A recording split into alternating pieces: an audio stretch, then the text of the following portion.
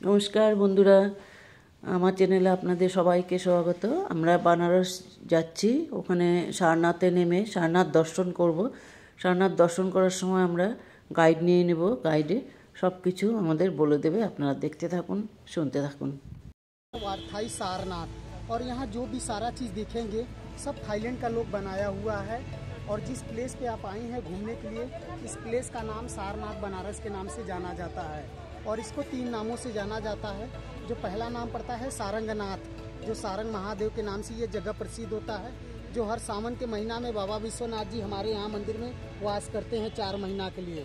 और दूसरा नाम पड़ता है ऋषि पत्तन मृगदाय वन, जो पहले कभी ये जंगल रहा करता था और जंगल में ऋषि मुनि लोग रहा करते थे, और ऋषि मुनि के साथ साथ हिरन भी रहा करता था, इसलिए इसको बोलते हैं ऋषि पत्तन मृगदाय वन।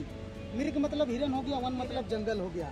और तीसरा नाम है सारनाथ, तो सार में उपदेश होता है और नाथ में भगवान। तो भगवान बुद्ध ने भी पहला प्रथम उपदेश इसी धरती पे दिया हुआ है, और यहीं से बौद्ध धर्म प्रचार आपका स्टार्ट हुआ था। तो जैसे हमारा हिंदू धर्म का 4 धाम होता है, यमुनोत्री, गंगोत्री, बद्रीनाथ, केदारनाथ, वैसे बुद्धिज्म का भी है 4 प्लेस। फर्स्ट पड़ता है लुम्बिनी नेपाल कपिलवस्तु, जहाँ पे सिद्धार्थ ने जन्म लिया था। और सेकंड पड़ता है बुद्ध गया बिहार, जो बोधि ट्री के नीचे बैठ करके बुद्ध ने ज्ञान प्राप्त किया था। और थर्ड में आता है सारनाथ, जहाँ पे बुद्ध ने पहला उपदेश दिया था, और यहीं से बौद्ध धर्म प्रचार आपका स्टार्ट हुआ था। चौथा प्लेस पड़ता है गोरखपुर कुशीनगर महापरिनिर्माण, जहाँ पे बुद्ध ने 80 वर्ष की अवस्था में समाधि ले लिया।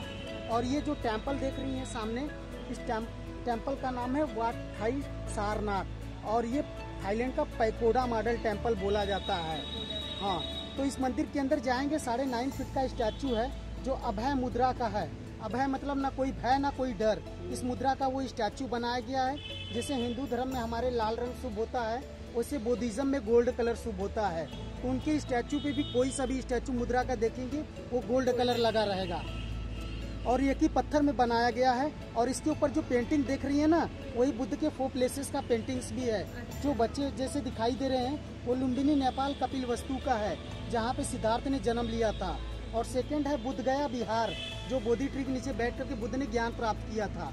और थर्ड वाला जो 5 इसको बैठ करके उपदेश दे रहे हैं वो सारनाथ का है। और चौथा जो लेटे हुए हैं ये गोरखपुर कुशीनगर का है, जहाँ पे बुद्ध ने समाधि ले लिया, क्योंकि बुद्ध ने धर्म चक्र परिवर्तन मुद्रा में वहाँ पहला उपदेश दिया हुआ था, और वहीं से बौद्ध धर्म प्रचार आपका स्टार्ट हुआ था। तो जिस समय बुद्ध ने उपदेश दिया था उस समय इतना बड़ा स्तूप नहीं था। बुद्ध को जाने के बाद जब सम्राट अशोक का समय आया, धवलगिरी उड़ीसा में उन्होंने कलिंगा युद्ध करने के बाद जब बुद्धिज्म को अपनाया था, तो देखा यहाँ बुद्ध ने बैठ करके उपदेश दिया हुआ है। तो जगह को पवित्र मान करके और बौद्ध धर्म यादगार रखने के लिए वो स्तूप का निर्माण कराया। उसका हाइट है 103 फीट और 93 मीटर गोलाई है। उसके अंदर कोई गेट कोई दरवाज़ा नहीं, वो पूरा सॉलिड है। स्तूप एक समाधि के तौर पर बनाया गया है। अशोक राजा को कुछ उनका अस्थि वगैरह मिला बुद्ध को, जो उसके अंदर डाल करके बुद्धिज्म यादगार के लिए उन्होंने ये बनवाया। तो जो बुद्धिज्म के लोग आते हैं राउंड करके प्रे करते हैं उसका, वो 2300 ईयर्स ओल्ड बोला जाता है। ऊपर का भाग बनाया गया है ब्रिक स्टोन से, और नीचे का भाग बनाया गया चुनारगढ़ के सैंड स्टोन से। और ये इधर से, और ये जो स्टैचू देख रही हैं ये पूरा न्यू स्टैचू है, जो थाईलैंड के लोग बना करके यहाँ स्थापित कर दिया हुआ है। और इसमें मुद्राएं अलग अलग है। ऊपर का है ध्यान मुद्रा, मेडिटेशन मुद्रा, और ये जो है अभय मुद्रा बोला जाता है, जो बीच में बैठ करके आशीर्वादी मुद्रा में आशीर्वाद दे रहे, इसको बोलते हैं अभय मुद्रा। अभय का मतलब ना डर ना कोई भय। और ये किनारे वाला वो किनारे वाला, दोनों एक ही मुद्राएं हैं। इसको बोलते हैं धर्म चक्र परिवर्तन मुद्रा। इस मुद्रा में स्तूप के पास पहला उपदेश दिया हुआ था। और ये जो बोधि ट्री देख रही हैं ये सेकंड बोधि ट्री है। भगवान बुद्ध को जिस पेड़ के नीचे ज्ञान का प्राप्ति हुआ था, उसी पेड़ से लाकर के शाखा यहाँ लगाया गया है। 1964 में थाईलैंड के राजा द्वारा कराया गया था। इसको 2 पोर्ट में बनाया गया है। जो पीछे वाला पोर्ट है विशेष थाईलैंड लोग के लिए बनाया है, जो मेडिटेशन हॉल से, और आगे का पोर्ट है जो सभी लोग के लिए बनाया गया है। तो अंदर आप लोग जाएंगे, शूज निकाल करके सेल्फी वगैरह फोटो वगैरह जो भी लेना, जन्म भी इसी पेड़ के नीचे हुआ था, और उनका देहांत भी इसी पेड़ के प्रजाति के नीचे हुआ।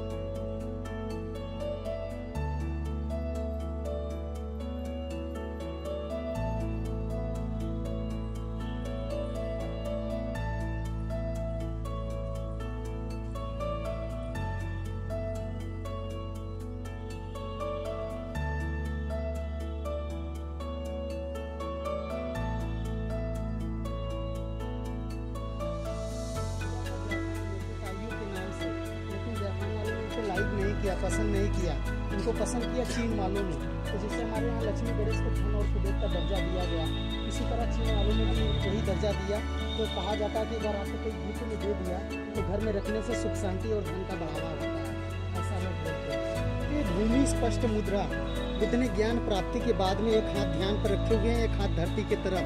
तो इन्होंने धरती माँ को इसी मुद्रा में प्रणाम किया था। प्रणाम करने से पहले उन्होंने किसी के प्रति गलत भावनाएं और अपने शरीर के अहंकारों को निकालते हुए इस मुद्रा में भूमि को प्रणाम किया था ज्ञान प्राप्ति के बाद में। और वो जो सामने बड़ा वाला स्टैचू देख रही है, उसका हाइट है 80 फीट 9 इंच और वो 9 साल में बनकर के रेडी हो गया। उसका ओपनिंग 16 मार्च 2011 में हुआ था। तो जो अफगानिस्तान में बमियान बुद्धा तोड़ दिया तालिबानियों ने, उसकी यादगार में इसको बनाया गया है। और ये वॉकिंग बुद्धा आशीर्वादी मुद्रा में बनाया गया है। तो 80 फीट 9 इंच इसलिए बनाया है कि गोरखपुर कुशीनगर में बुद्ध ने 80 वर्ष की अवस्था में शरीर को त्याग कर दिया था। और 9 इंच इसलिए बनाया कि 9 महीना माँ के घर में गुजारा था, इसलिए 9 इंच बनाया गया। तो ये चुनाव करके सैंडस्टोन से बनाया गया है। इसको बनाया गया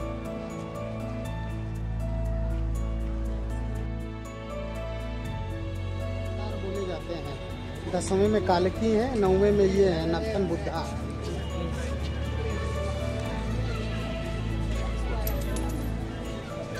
और ये है बुद्ध के मदर का स्टैचू, महामाया देवी का। बुद्ध का मदर का स्टैचू। तो महामाया देवी ने बुद्ध को जन्म देते बाद 7 डेज बाद उनका डेथ हो गया। और बुद्ध का लालन पालन कौन किया? उनकी मौसी थी, गौतमी प्रजापति ने। इसलिए उनके नाम के साथ इनका भी नाम जुड़ गया, गौतम बुद्ध। पिता का नाम था राजा सुद्धोधन। जो हमारे भारत के झंडे पे रहता है उसमें 24 तीलियां हैं, जो हमारे समय को भी दर्शाता है।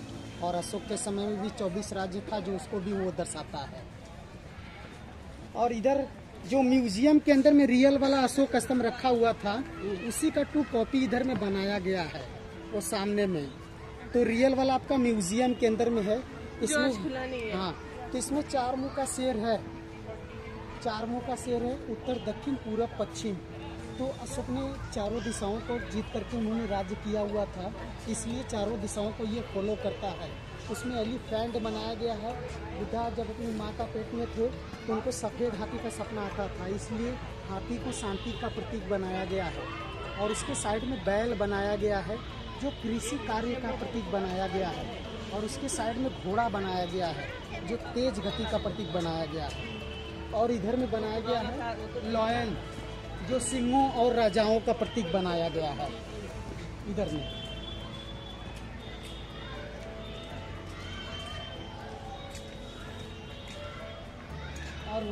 और ये बुनकरों का सोसाइटी है।